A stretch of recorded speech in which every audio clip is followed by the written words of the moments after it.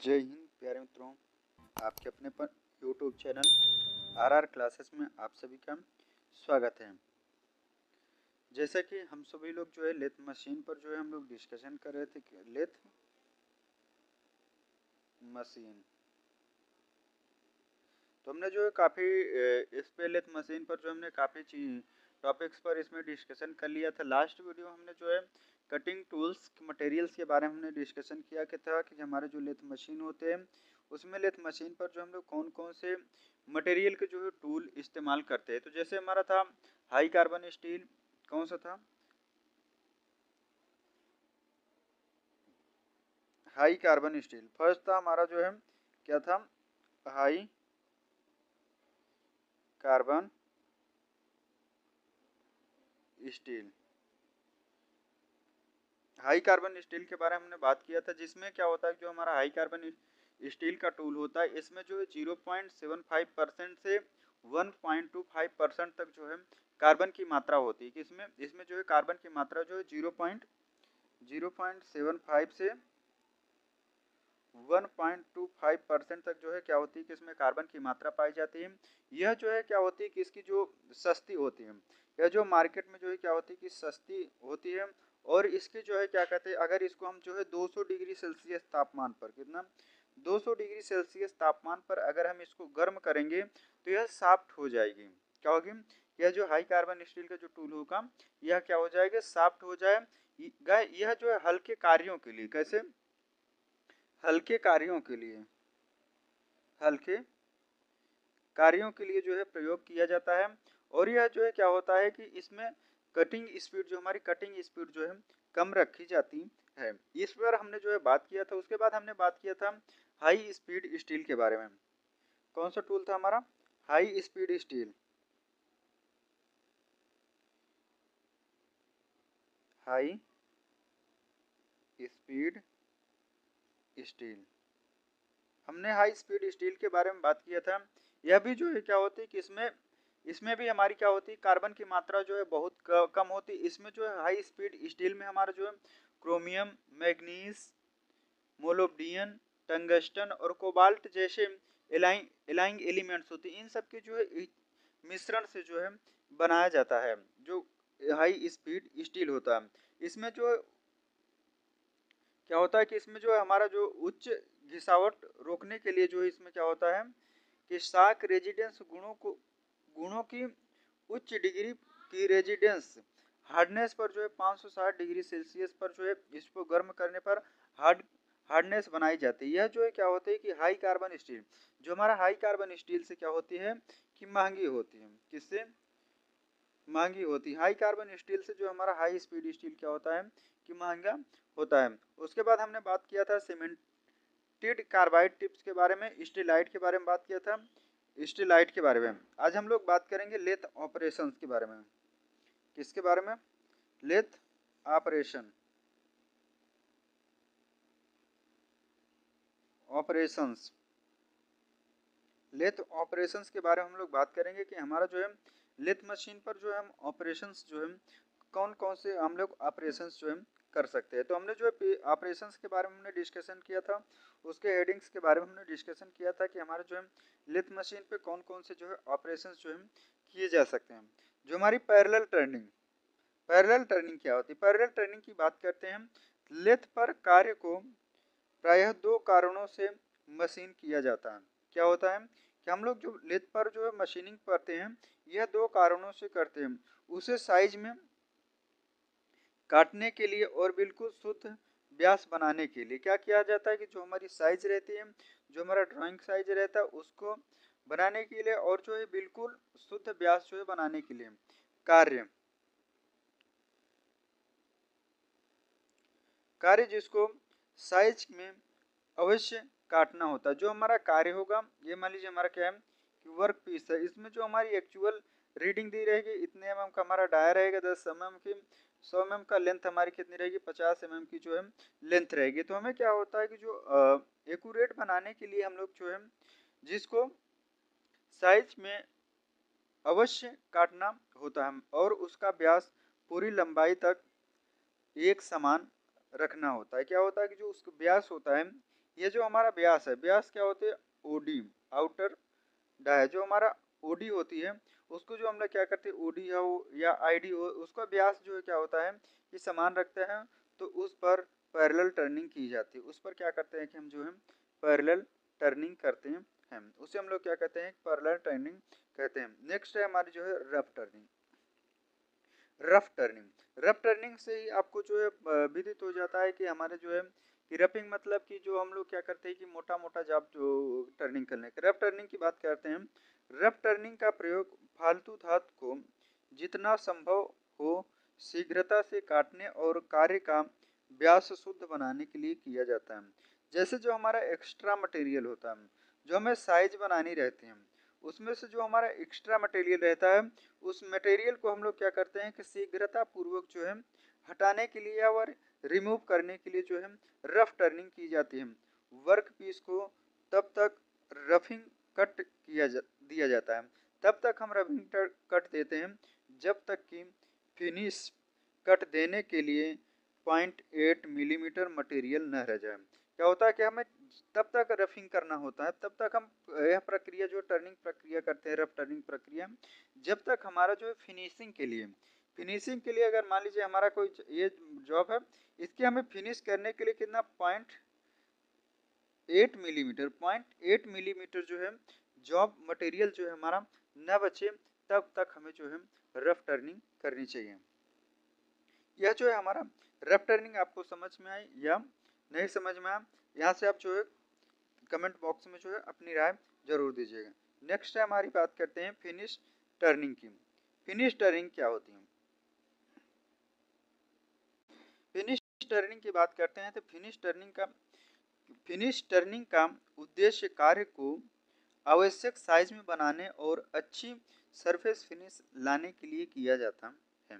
जो finish turning होती है, फिनिश टर्निंग का मतलब क्या होता है, यह जो आवश्यक साइज जो हमें क्या होता है कि जो हमारी साइज दी रहती है या जिस भी ड्राइंग के अनुसार हम जॉब को तैयार कर रहे हैं, उसको एक्चुअल ड्राइंग के अनुसार बनाना और जो फिनिशिंग अच्छी सरफेस फिनिश लाने के लिए जो है प्रयोग किया जाता है फिनिश टर्निंग।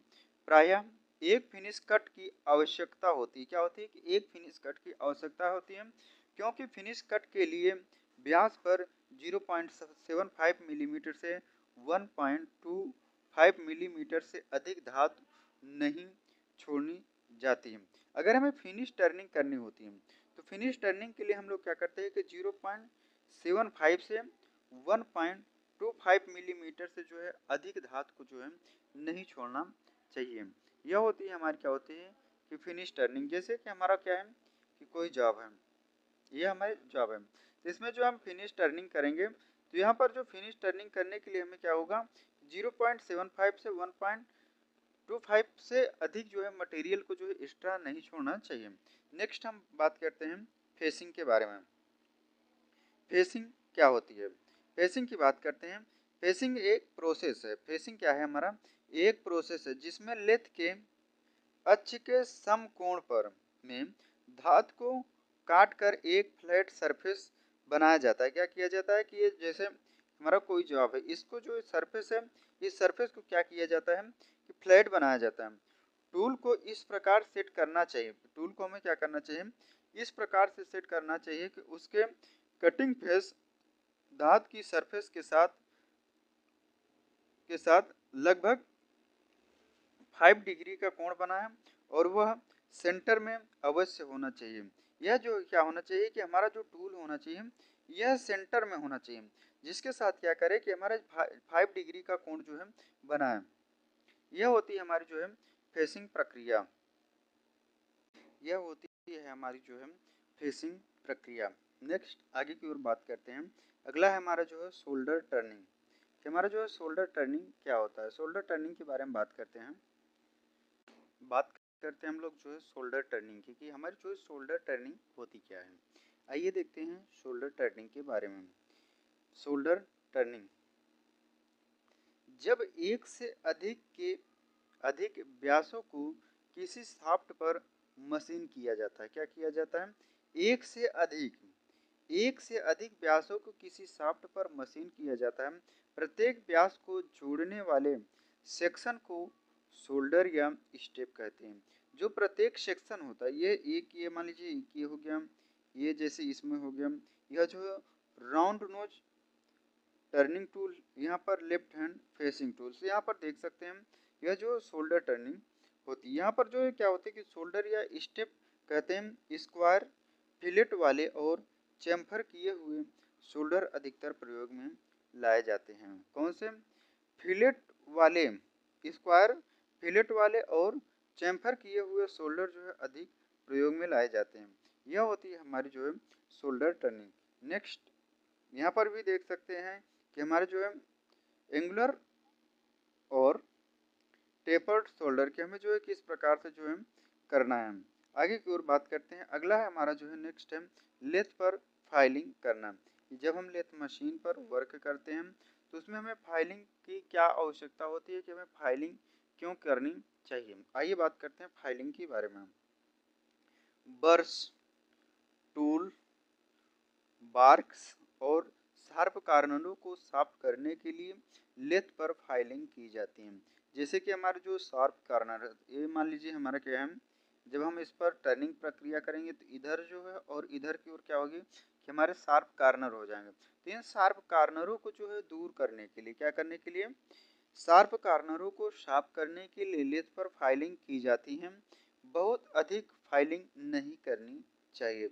हमें जो शार्प कार्नरों को दूर करने के लिए हमें जो बहुत अधिक फाइलिंग नहीं करनी चाहिए, क्योंकि इससे जो व्यास बनता है वह पूरी गोलाई में नहीं बनता है। फाइलिंग के माध्यम से जो हमारा यह व्यास बनेगा, यह क्या होगा कि पूरी गोलाई तक नहीं बनेगा। यह होती है हमारी जो है लेथ मशीन पर जो है फाइलिंग करना। नेक्स्ट है पॉलिशिंग। पॉलिशिंग की अगर बात करते हैं तो हमारी जो है पॉलिशिंग क्या होती है, यह एक फिनिशिंग ऑपरेशन है। पॉलिशिंग क्या है, यह एक जो है हमारे जो है फिनिशिंग प्रक्रिया है। जो भी जॉब होगा, मान लीजिए हमारा यह जॉब है, इस पे जो है हम पॉलिश के माध्यम से जो है फिनिशिंग प्रक्रिया जो है कर रहे हैं, जो कि प्रायः कार्य पर सरफेस फिनिश में सुधार लाने के लिए फाइलिंग का अनुसरण करती है। हमें जो सरफेस होती है, ये हमारी क्या है कि सरफेस फिनिशिंग, ये हमारी सरफेस है, इस सरफेस में जो है सुधार लाने के लिए जो है फाइलिंग का अनुसरण करती है। फाइलिंग का अनुसरण की जाती है कि फाइलिंग प्रक्रिया का जो है अनुसरण किया जाता है। अधिकतर फेरस धातुओं की पॉलिशिंग के लिए एल्यूमिनियम ऑक्साइड एब्रेसिव क्लॉथ्स का प्रयोग करना चाहिए। किसके लिए? हमें जो है फेरस धातुओं की पॉलिशिंग करने के लिए, अगर हमें फेरस धातु पर जो है पॉलिश करनी है तो हमें एल्यूमिनियम ऑक्साइड एब्रेसिव क्लॉथ का जो है प्रयोग करना चाहिए। जबकि नॉन फेरस धातुओं के लिए सिलिकॉन कार्बाइड एब्रेसिव क्लॉथ का जो है प्रयोग करना चाहिए। अगर हमें जो है नॉन फेरस धातुओं पर जो है पॉलिशिंग प्रक्रिया कर रहे हैं तो हमें जो है सिलिकॉन कार्बाइड एब्रेसिव क्लॉथ का प्रयोग करना चाहिए। अगर हम फेरस धातुओं पर जो है पॉलिशिंग प्रक्रिया करें, किस पर? फेरस धातु पर अगर हम पॉलिशिंग प्रक्रिया कर रहे हैं तो हमें एल्यूमिनियम ऑक्साइड एब्रेसिव क्लॉथ का जो है प्रयोग करना चाहिए। यह होती है हमारी जो है पॉलिशिंग प्रक्रिया। नेक्स्ट हम लोग बात करते हैं नर्लिंग। नर्लिंग के बारे में बात करते हैं कि हमारी नर्लिंग होती क्या है। आइए देखते हैं नर्लिंग के बारे में। नर्लिंग नर्लिंग होती क्या है? नर्लिंग एक प्रोसेस है। नर्लिंग क्या है कि यह हमारा जो है एक प्रोसेस है, जिसमें कार्य की रफनेस पर डायमंड आकार के यह स्ट्रेट कटाव बनाए जाते हैं।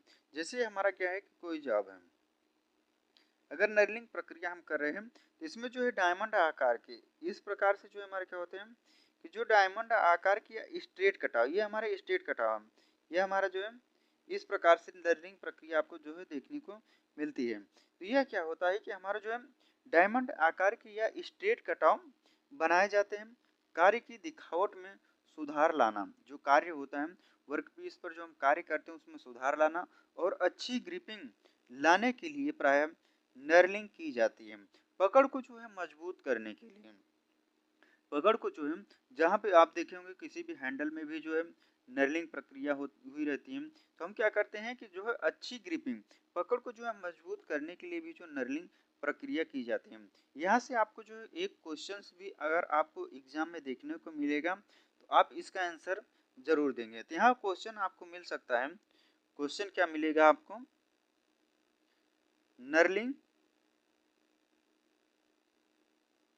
नर्लिंग क्यों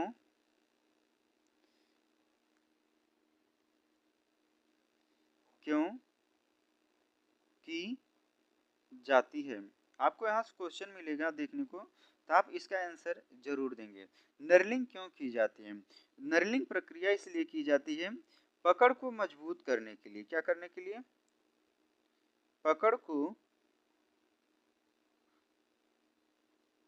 मजबूत करने के लिए।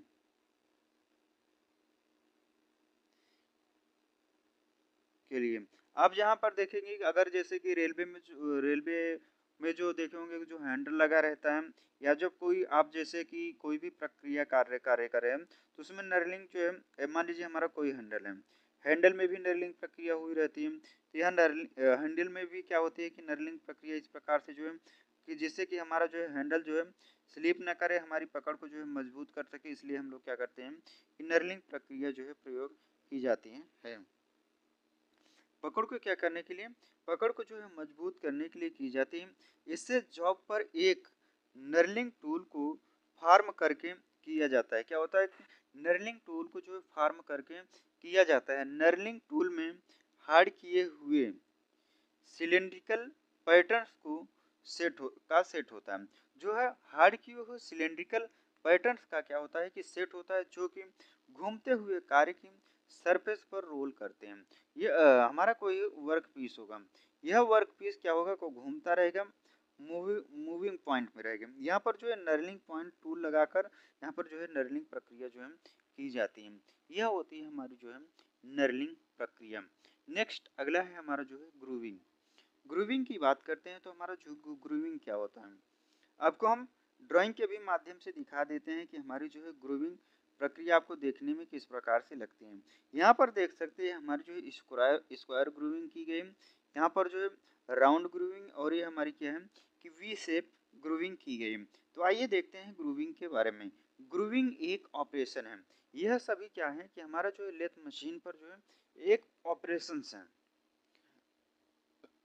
एक क्या है ऑपरेशन है, जिसे प्राय रिसेसिंग, अंडरकटिंग और नेकिंग कहते हैं। जिसे हम प्राय क्या कहते हैं? रिसेसिंग, अंडरकटिंग या नेकिंग कहते हैं। ग्रूविंग को हम लोग क्या कहते हैं? रिसेसिंग, अंडरकटिंग या जो है नेकिंग कहते हैं। इसे प्राय थ्रेड के सिरे पर, शोल्डर की साइड पर क्या होता है कि थ्रेड की सिरे पर या शोल्डर की साइड पर दिखावट अच्छी बनाने के लिए किया जाता है। क्या किया जाता है? दिखावट को जो है अच्छी बनाने के लिए किया जाता है। ग्रुप से किसी भी निर्धारित आकार में हो सकते हैं। जो ग्रुप होते हैं यह किसी भी निर्धारित आकार में हो सकते हैं, परंतु यह प्राय स्क्वायर, गोल, वी आकार वाले होते हैं। जो ग्रुप्स होते हैं यह हमारे जो है स्क्वायर होते हैं, गोल होते हैं और वी आकार के होते हैं, जैसा कि आपको यह ड्राइंग में देख सकते हैं। यह हमारी स्क्वायर ग्रूविंग है, यह हमारी जो है राउंड ग्रूविंग है, और यह हमारी जो है क्या है कि वी ग्रूविंग है। यहाँ से आप देख सकते हैं यह होती है कि हमारी जो है ग्रूविंग प्रक्रिया क्या होती है। आगे की नेक्स्ट, यहाँ तक अगर हमारी क्लास आप सभी को अच्छी लगी तो आप जो है अपनी राय जो है कमेंट बॉक्स में जरूर दीजिएगा। नेक्स्ट हम लोग बात करते हैं टेपर टर्निंग कि हमारी जो है टेपर टर्निंग होती क्या है। लेथ मशीन पर हम जो है टेपर प्रक्रिया किस प्रकार से करते हैं। धातु को इस प्रकार से काटना कि वह धातु के अक्ष के साथ किसी कोण पर सरफेस बनाए तो वह टेपर टर्निंग कहलाती है। मान लीजिए हमारा क्या है कि कोई जॉब है, यह जो चक में इधर साइड चक में क्लैंप किए गए हैं और इधर पर जो हमारा टेलीस्टॉक की सहायता से जो है क्लैंप किए गए हैं। इसमें क्या होता है कि जब हमारी धातु को इस प्रकार से काटना कि वह धातु के अक्ष के साथ, धातु की अक्ष हमारी क्या है धातु की अक्ष है, इसके साथ जो है किसी कोण पर सरफेस बनाए, किसी कोण पर, मान लीजिए कोई भी कोण, ये इस प्रकार से क्या होगा किसी कोण पर जो है सरफेस बना रही है, ये ये वाला मटेरियल जो हमारा ऊपर वाला क्या हो गया कि रिमूव हो गया, बनाए तो वह टेपर कहलाती है। टेपर को प्रकट करने के लिए विभिन्न विधियों निम्नलिखित होती हैं। हम लोग टेपर को व्यक्त करने के लिए जो है निम्नलिखित विधियों का जो है प्रयोग किया जाता है। यहाँ पर ड्राइंग के भी माध्यम से देख सकते हैं कि आपको किस प्रकार से जो है टेपर प्रक्रिया देखती है। Method of expressing a taper, कि हमें जो है टेपर को जो है किस प्रकार से जो है यहाँ पर जो है काटने को देखने को मिला गया।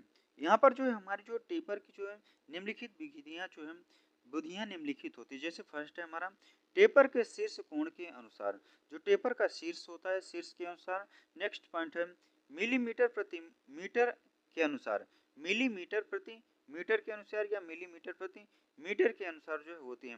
टेपर के प्रत्येक सिरे के व्यास और टेपर की लंबाई के अनुसार, जो टेपर के प्रत्येक सिरे का व्यास होगा, मतलब क्या होगा कि प्रत्येक सिरे का व्यास, जैसे कि एक सिरे का इसका व्यास और इसका व्यास, इसकी पूरी जो लेंथ होगी, लेंथ के अनुसार प्रत्येक टेपर के प्रत्येक सिरे के व्यास और टेपर की लंबाई के अनुसार किसी अनुपात के अनुसार, मान लीजिए कि कोई भी अनुपात होगा, यह भी आपको टेपर ही प्रक्रिया जो है देखने को मिली। इस प्रकार से हम लोग क्या कर सकते हैं कि लेथ मशीन पर जो है टेपर प्रक्रिया जो है टेपर ऑपरेशन कर सकते हैं। यहाँ तक यह जो टेपर आपको किस प्रकार से करना है, यहाँ तक आपको जो है समझ में आया यस या नो। टेपर को टर्न करने की निम्नलिखित विभिन्न विधियां निम्नलिखित हैं। टेपर को जो है करने के लिए, जो हम लोग टेपर को प्रयोग करने के लिए जो है निम्नलिखित विधियों का जो है प्रयोग किया जाता है। जो फर्स्ट है हमारी जो है कंपाउंड रेस्ट विधि। कौन सी है हमारी कंपाउंड रेस्ट विधि, कि हम जो कंपाउंड रेस्ट विधि से जो है किस प्रकार से जो है टेपर कर सकते हैं। कंपाउंड रेस्ट विधि की बात करते हैं। आइए देखते हैं कि हमारा जो है कंपाउंड रेस्ट विधि क्या है। जब हम कंपाउंड रेस्ट विधि का प्रयोग करेंगे तो हमें टेपर किस प्रकार से काटना है। यह विधि छोटे और स्टिफ टेपरों को टर्निंग करने के लिए प्रयोग की जाती है। जो कंपाउंड रेस्ट विधि होती है यह छोटे जाबों के लिए जो है छोटे और स्टिफ टेपरों की जो है टर्निंग के लिए किया जाता है। कंपाउंड रेस्ट को टेपर पार्ट्स की सेंटर लाइन के साथ कोण के अनुरूप कोण पर सेट किया जाता है। किसके कंपाउंड रेस्ट, जो कंपाउंड रेस्ट होता है कंपाउंड रेस्ट के टेपर पार्ट्स की सेंटर लाइन, जो टेपर पार्ट्स होगा उसकी सेंटर लाइन के साथ कोण के अनुरूप कोण पर सेट किया जाता है। इसे तब इस पोजीशन में लॉक कर दिया जाता है। तब हम क्या करते हैं कि इस पोजीशन में लॉक करते हैं। कटिंग टूल को बिल्कुल सेंटर पर सेट किया जाता है। कटिंग टूल को क्या किया जाता है सेंटर पर सेट किया जाता है और कैरिज के मूवमेंट के द्वारा पोजीशन में लाया जाता है। किसके कैरिज के मूवमेंट के द्वारा जो है पोजीशन में लाया जाता है। कैरिज को तब लॉक कर दिया जाता है कंपाउंड रेस्ट के हैंडल को हाथ द्वारा घुमाकर जाब की टेपर टर्निंग की जाती है। किसके कंपाउंड रेस्ट के हैंडल को जो हाथ द्वारा घुमाकर जो है टेपर टर्निंग की जाती है। टेपर टर्निंग जो है की जाती है। यहाँ पर देख सकते हैं कि आपको जो है किस प्रकार से जो है कंपाउंड रेस्ट विधि से जो है आपको जो है टेपर टर्निंग जो है करना है। यहाँ पर जो compound rest method of taper turning, यहाँ पर जो कंपाउंड रेस्ट को क्या किया गया एंगल पर जो है सेट किया गया है। आगे की ओर बात करते हैं। यदि टेपर का कोण न दिया गया हो तो एंगल की सेटिंग के लिए टेपर की गणना के लिए निम्नलिखित सूत्र का प्रयोग किए जाते हैं। अगर हमारा जो है टेपर का एंगल नहीं दिया रहेगा तो हम किस प्रकार से जो है टेपर का सूत्र जो है ज्ञात करेंगे। टेपर के लिए हम जो है टेपर लेथ मशीन पर टेपर ज्ञात करने के लिए हम लोग जो है सूत्र का भी प्रयोग करते हैं। तो यहाँ पर जो हमारा सूत्र होता है फार्मूला होता है tan theta equal to capital D minus small D upon 2l। क्या होता है 2l होता है। यहाँ t बराबर क्या होता है capital D minus small D upon 2l into 630/11। कितना 630/11। आप देखे होंगे कहीं कहीं अगर आपको जो इसका मान नहीं दिया रहता है तो इसकी जगह पर क्या करते हैं कि इसको भाग देकर 11 से जो है 6 से 30 में अगर हम डिवाइड कर देंगे भाग दे देंगे कितना हो जाएगा 11 × 5 55 हो जाएगा। यहाँ 13 में से 5 गया कितना हो जाएगा 8, यहाँ 5 जीरो हो जाएगा। 11 77 कितना हो जाएगा 77, यहाँ बचेगा 3 जीरो हो जाएगा पॉइंट। 11 दूना 22 जो हो जाएगा 30, 22 बार जाएगा तो यह कितना बचेगा 8 दूना, यहाँ पर जो है 27.3 यह 8 बार जाएगा तो यह कितना हो जाएगा 57.23 कितना हो जाएगा 57.23। इसके से जो आएगा तो आप देखेंगे तो 57.3 से जो है यहाँ पर जो है मल्टीप्लाई भी कर देते हैं। तो यहाँ पर जहाँ पर जो हमारा जो है कैपिटल डी क्या है वर्क पीस का बड़ा व्यास, वर्क पीस का बड़ा व्यास, स्मॉल डी क्या है वर्क पीस का छोटा व्यास, एल क्या है टेपर की लंबाई, टी क्या है हमारा जो है टेपर। हम देखते हैं यह हमारा जो है टेपर ज्ञात करने के लिए जो है फार्मूला के हमें जो है लेथ मशीन पर टेपर ज्ञात करने के लिए किस सूत्र का जो है प्रयोग किया जाता है। कैपिटल डी इस minus small D upon 2L into 630/11 या इसी को हम लोग जो है 57.3 से भी जो है गुणा कर सकते हैं टेपर जो है ज्ञात करने के लिए। नेक्स्ट आगे की ओर देखते हैं कि हमें जो है लेथ मशीन पर टेपर जो है किस प्रकार से ज्ञात करना है। आइए क्वेश्चन के माध्यम से देखते हैं। यहाँ पर क्वेश्चन आपको जो है सॉल्व ही देखने को मिल रहा है। इसको हम थोड़ा इसको आपको डिटेल से बताएंगे कि इसमें आपको किस प्रकार से जो है सॉल्व करना है। देखिए दिया है क्या क्वेश्चन, टेपर कोण ज्ञात करने के लिए यदि 75 मिलीमीटर लंबे टेपर को, टेपर की लंबाई हमारी कितनी दी गई है एल हमारी कितनी दी गई है 75 मिलीमीटर। टेपर की जो लंबाई दी गई हमारी कितनी दी गई 75 मिलीमीटर। 200 मिलीमीटर व्यास वाली, व्यास कितना दिया गया हमारा 200 मिलीमीटर जो हमारा टोटल व्यास कितना गया 200 मिलीमीटर व्यास वाली शाफ्ट से काटना है जिसका बड़ा व्यास कितना दिया गया कैपिटल डी हमारा कितना दिया गया है 50 मिलीमीटर और छोटा व्यास दिया गया है स्मॉल डी दिया गया है हमारा कितना 35 मिलीमीटर, कितना दिया गया है 35 मिलीमीटर। तो यहाँ पर जो है इसमें रख देंगे tan थीटा बराबर capital D minus small D upon 2L का जो है सूत्र लगा गए। यहाँ कैपिटल डी हमारा दिया कितना 50 और स्मॉल डी कितने की दिए गया हम 35 इंटू 2 इंटू एल कितनी दी गई हमारी जो है 75, एल हमारी कितनी दी गई है 75 दी गई। तो यहाँ पर जो हम 50 में से जो 35 निकाल देंगे कितना बचेगा 15 बचेगा। 75 दूना कितना हो जाएगा 150 हो जाएगा। इसको काट देंगे तो कितना हो जाएगा 15 धामा 150 कितना हो जाएगा 15 धामा 150। तो यह जो है क्या हो जाएगा कि 15 धामा 150 1/10 हो जाएगा। कितना हो जाएगा हमारा जो है 1/10। इसको हम यह लिख सकते हैं 0.1 मिलीमीटर। तो यहाँ पर देख सकते हैं 1/10 आया, कितना आया हमारा 1/10 आया। तो यहाँ पर कितना अगर हमें डिग्री निकालना होगा यहाँ से यहाँ तक डायरेक्ट आपको निकाल के दिखाया गया है। तो यहाँ पर क्या करेंगे 630/11 से जो हम क्या करेंगे इसका गुणा कर देंगे। कितना करेंगे 630/11 से जो है गुणा कर देंगे। यह 0 से 0 क्या हो जाएगा कट जाएगा। तो यह कितना बचेगा 63/11 बचेगा। 63 में हम क्या करेंगे 11 से जो है भाग दे देंगे। कितना 63 में 11 से भाग देंगे तो कितनी बार जाएगा 11 × 55 बार, 5 बार जाएगी। 11 × 6 = 66 जो है ज्यादा हो जाएगा। 13 में से 5 ये कितना हो जाएगा 8। तो यह कितना हो जाएगा 5 डिग्री जो है हमारी टोटल कितनी हो जाएगी 5 डिग्री है। अब कितना दिया गया 44 मिनट दिया गया है।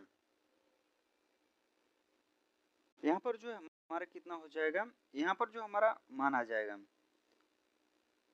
मान जो है हमारा आ जाएगा 5 डिग्री 72 आ गया। 72 में हम क्या करेंगे इसको जो है मिनट में बदलने के लिए जो है 60 से क्या कर देंगे तो गुणा कर देंगे। कितना आ जाएगा 44 320 आ जाएगा। तो अप्रोक्सीमेट जो है इसको हम क्या करेंगे 44 मिनट कर देंगे। अप्रोक्सीमेट जो है हमारा क्या होगा 44 मिनट जो है आ जाएगा, लेकिन अप्रोक्सीमेट जो है हमारा कितना 43 मिनट भी आएगा। तो यहाँ पर जो है हम क्या करेंगे तो इसमें जो है 5 डिग्री जो है 44 मिनट जो है इसका आंसर हो जाएगा। नेक्स्ट आगे की ओर चलते हैं। यह क्वेश्चन अगर आपको समझ में आया होगा तो कमेंट बॉक्स में अपनी राय जो है जरूर दीजिए। अगर आपको नहीं समझ में आएगा तो भी अपनी राय जो है कमेंट बॉक्स में जरूर दीजिएगा।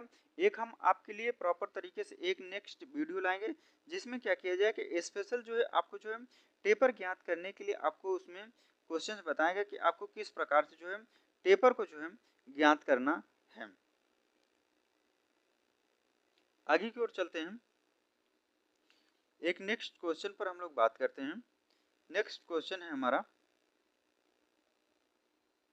यहाँ पर क्वेश्चन देख सकते हैं। एक शाफ्ट जिसका व्यास 100 मिलीमीटर, कोई शाफ्ट है इसका जो व्यास है ये व्यास कितना है हमारा जो है 100 मिलीमीटर, सॉरी कितना है 100 मिलीमीटर।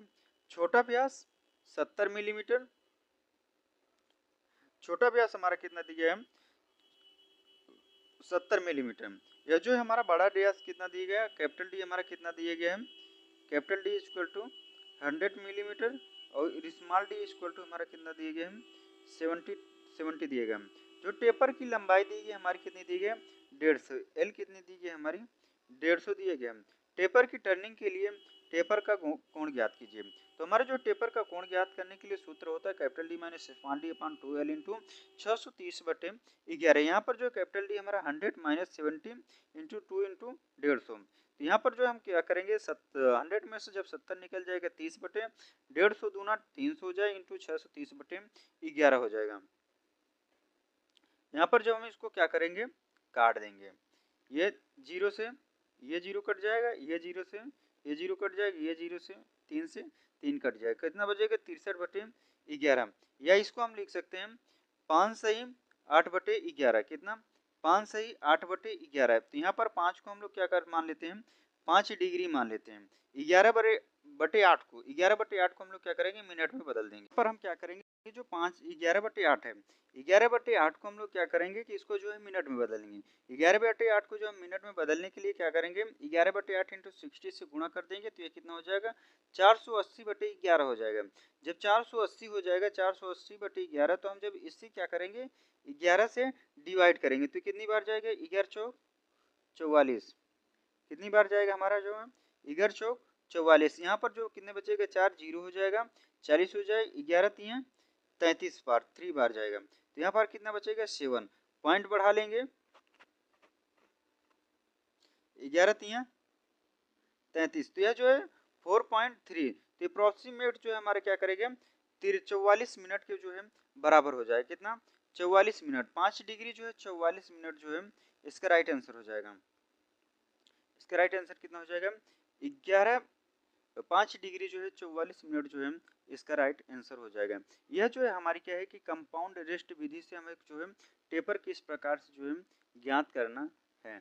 नेक्स्ट जो हमारा अगला है, अगली जो हमारी टेपर टर्निंग है यह टेली स्टॉक ऑफसेट विधि ऑफसेट सेटिंग कि हमें जो टेल स्टॉक ऑफसेट विधि से जो हम किस प्रकार से जो है टेपर टर्निंग जो हम कर सकते हैं। आइए देखते हैं। इस विधि का प्रयोग केवल छोटे शीर्ष कोणों की टेपर टर्निंग के लिए किया जाता है। किसके लिए जो छोटे शीर्ष कोणों की जो टेपर टर्निंग के लिए जो किया जाता है। इस विधि द्वारा केवल बाहरी टेपरों की मशीनिंग की जा सकती है। जो टेल स्टॉक ऑफसेट विधि से जो हम टेपर करते हैं इसमें क्या होती है केवल ओडी बाहरी डाया जो बाहरी टेपरिंग के टेपरों के लिए जो हम लोग मशीनिंग कर सकते हैं। टर्निंग करने से पहले टर्निंग करने वाले टेपर के साइज के अनुसार टेल स्टॉक को अलाइनमेंट से आउटसेट किया जाता है। क्या किया जाता है आउटसेट किया जाता है ऑफसेट करने के लिए। यहाँ पर ड्राइंग के भी माध्यम से आप जो है देख सकते हैं। ऑफसेट करने के लिए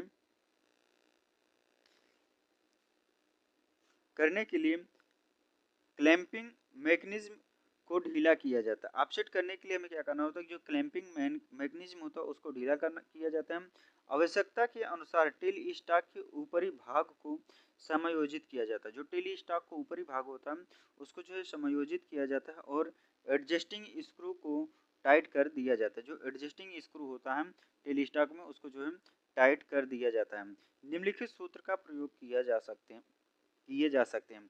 जब हम ऑफसेट विधि टेली स्टॉक ऑफसेट विधि का प्रयोग करते हैं तो हमें टेपर ज्ञात करने के लिए जो निम्नलिखित सूत्र का प्रयोग किया जाता है। ऑफसेट बराबर क्या होता है, capital D minus small d upon d इन upon 2 into capital l upon small l, या एक होता है offset with capital t into small l upon 2, या ऑफसेट विधि से capital l upon 2 into ratio, जहाँ पर कैपिटल डी हमारा क्या वर्क पीस का बड़ा व्यास, कैपिटल डी क्या हमारा वर्क पीस का छोटा व्यास, एल क्या है वर्क पीस की लंबाई, कैपिटल एल क्या है वर्क पीस की लंबाई, स्मॉल एल क्या है टेपर की लंबाई, टी क्या है हमारा टेपर प्रति इंच। तो आइए देखते हैं कि हमारा जो है टेली स्टॉक ऑफसेट विधि से हम किस प्रकार से जो है टेपर ज्ञात कर सकते हैं। तो यहाँ पर जो है क्वेश्चन दिया गया है हमारा, एक 400 मिलीमीटर लंबी शाफ्ट पर टेपर टर्निंग करनी है।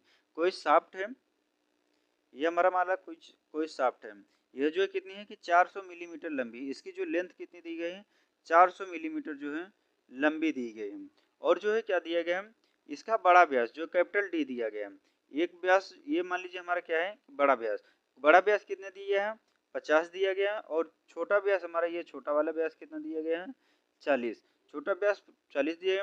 टेपर की जो है लंबाई दी गई है, यह जो टेपर दिया गया है इसकी लंबाई कितनी दी गई है हमारी 200 मिलीमीटर। तो ऑफसेट मात्रा ज्ञात की है, तो ऑफसेट के लिए हम जो टेपर टर्निंग के लिए जो हम टेली स्टॉक ऑफसेट विधि का प्रयोग करते हैं, यहाँ पर जो होता है capital D minus small d upon 2 into capital l upon small l. तो हमारा जो बड़ा व्यास दिया कितना गया, बड़ा व्यास जो है 50 है, और छोटा व्यास कितना है 40 अपान 2 इंटू कैपिटल एल, तो जो हमारी कैपिटल एल कितनी गई है यह 40 है, और सॉरी 400, और जो हमारी छोटी टेपर की लंबाई कितनी दी गई स्मॉल एल, यह कितनी है 200 है। तो जब हम इसको क्या करेंगे कैलकुलेट करेंगे,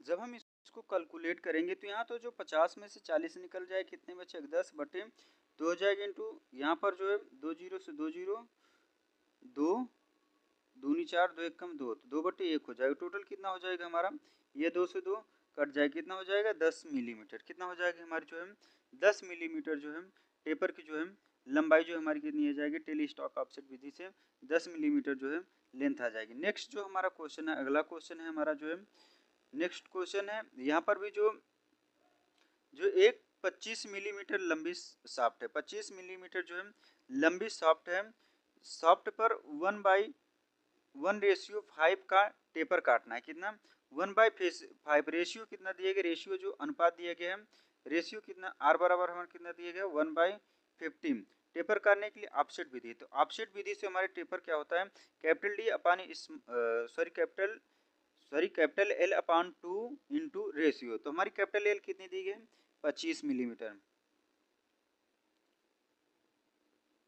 यहाँ पर तो यहाँ पर 250 मिलीमीटर कर दीजिए, सॉरी यहाँ क्वेश्चन में मिस्टेक है, यहाँ 250 मिलीमीटर हो जाएगा, 250 अपान 2 इंटू 1/5 का जो रेशियो दिया गया 1/5 का जो है रेशियो दिया गया है, तो यहाँ से ये जीरो कट जाएगा,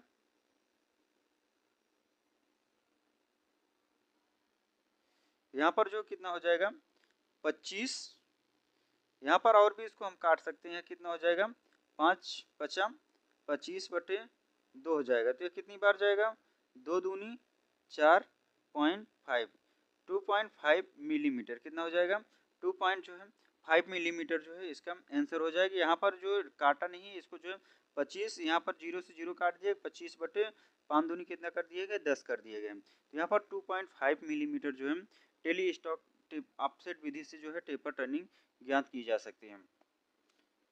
नेक्स्ट जो हमारी अगली विधि है,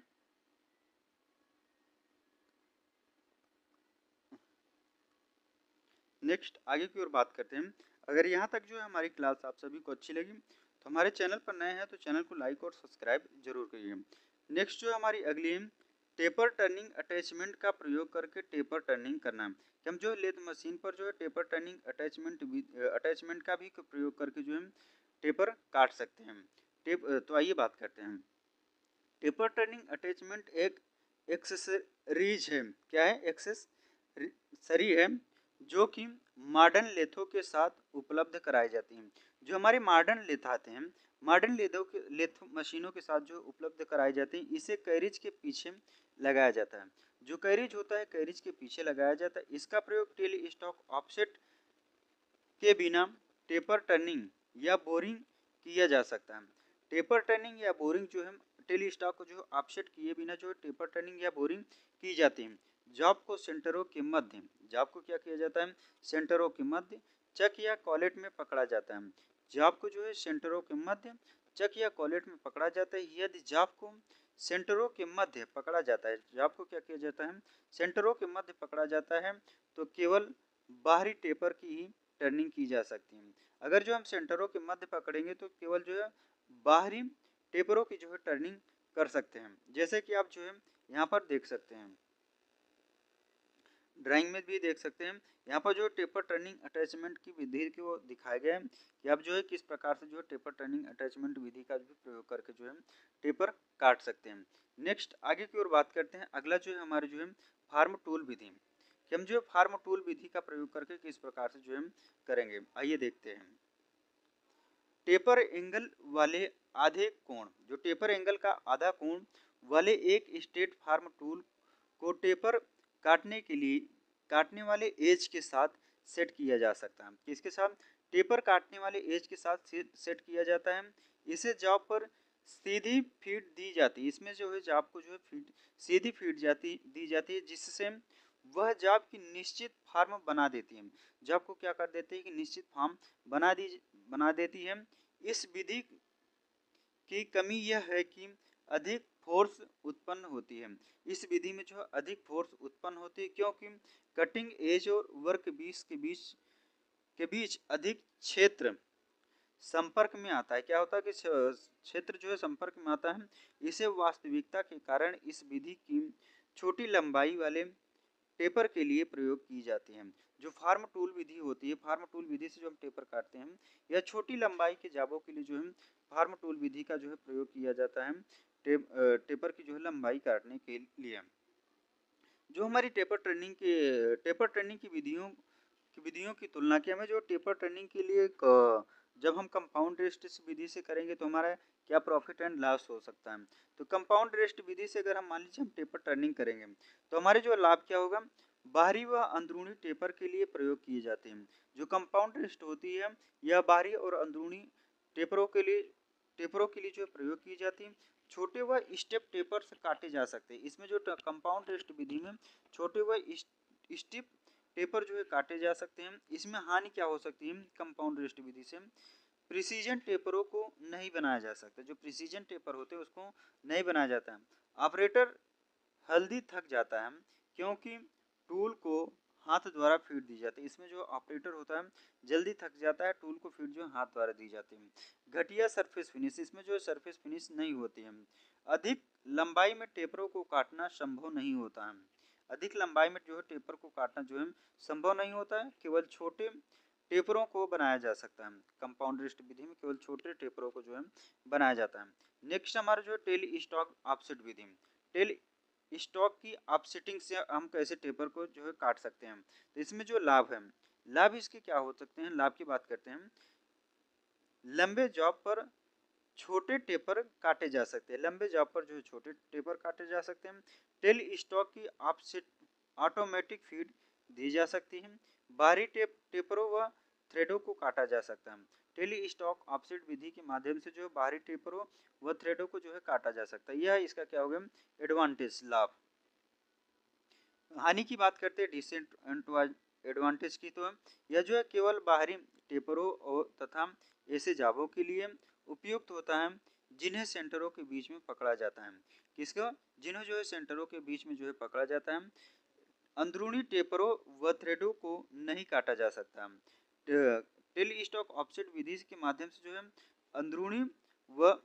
अंदरूनी टेपरों व थ्रेड को नहीं काटा जा सकता।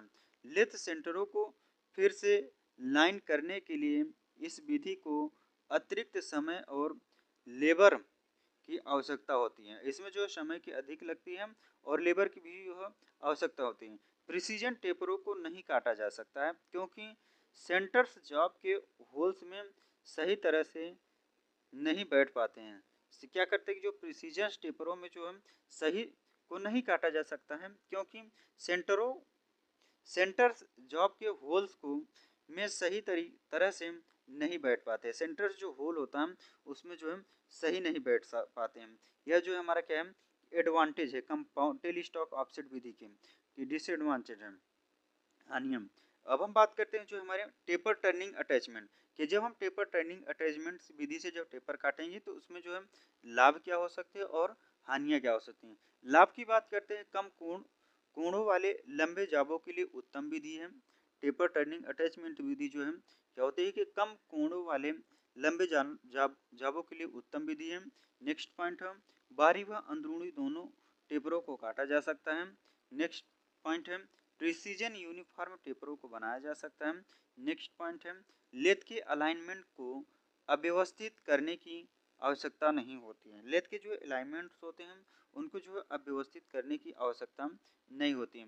इसकी हानियां के बारे में बात करते हैं स्टेप टेपरों को नहीं बनाया जा सकता है। टेपर टर्निंग अटैचमेंट से जो स्टेप टेपरों को नहीं बनाया जा सकता है।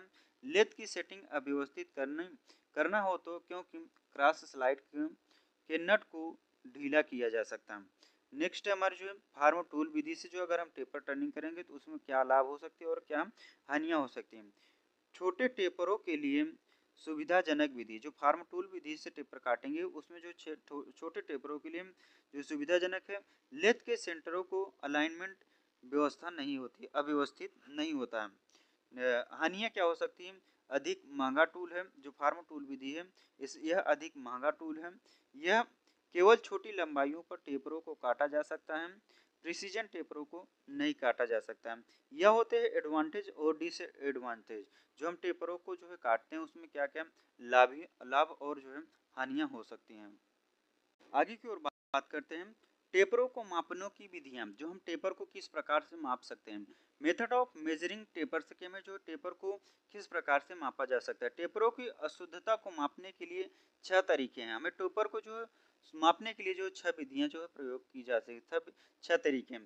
जो हमारा फर्स्ट पॉइंट है नए टर्निंग किए टेपर की एक अस्तित्व वाले ज्ञात टेपर के साथ तुलना करके।